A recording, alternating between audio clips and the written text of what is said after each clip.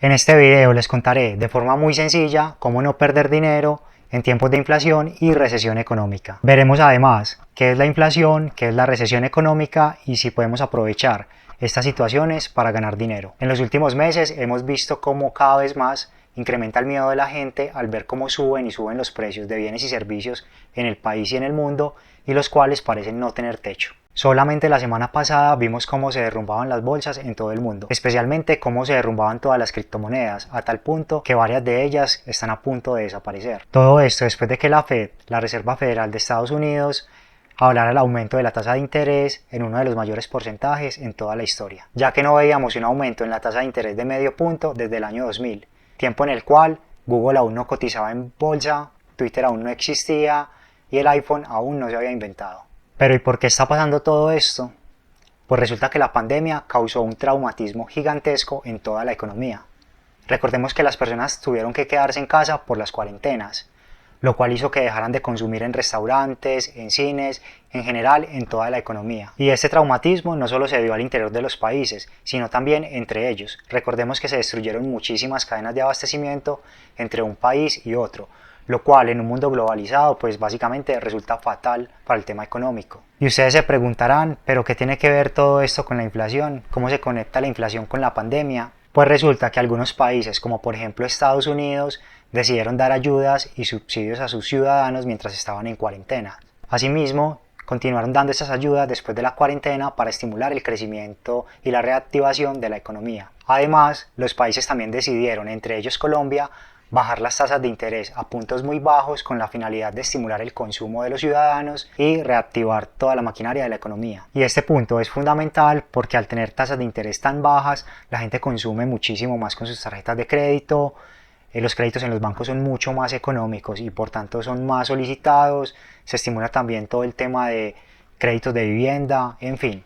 Se genera una reactivación completa de la economía. Sin embargo, todo esto se hizo creando nuevo dinero. En otras palabras, imprimiendo más dólares. Todas estas ayudas y estímulos económicos causaron que la gente consumiera muchísimo más, incluso más que antes de la pandemia. Sin embargo, no contábamos con que muchas de las cadenas de suministro se habían destruido. Esto genera no solo una problemática de abastecimiento entre los países, sino que causa además que los países que producen estos recursos, como por ejemplo China, tiendan a suplir primero sus necesidades internas antes de renovar las exportaciones. Además, en países como Colombia se tiene la presión de dos factores adicionales. El primero, el paro nacional, el cual causó una afectación considerable en la economía nacional.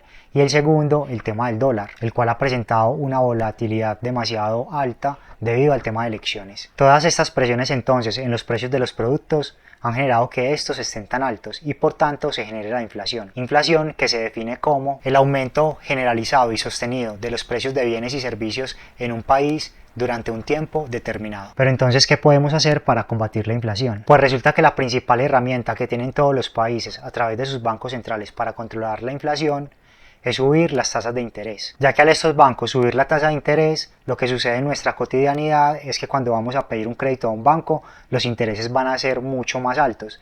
Asimismo, cuando consumimos con nuestra tarjeta de crédito y lo diferimos a varias cuotas, estos intereses también van a ser muchísimo más altos. Todos estos intereses en los créditos y en las tarjetas de crédito lo que hace es que los ciudadanos se desanimen y así consuman menos. Y esto a su vez tiene una repercusión directa en la inflación, ya que hace que baje, porque la demanda por productos es mucho menor.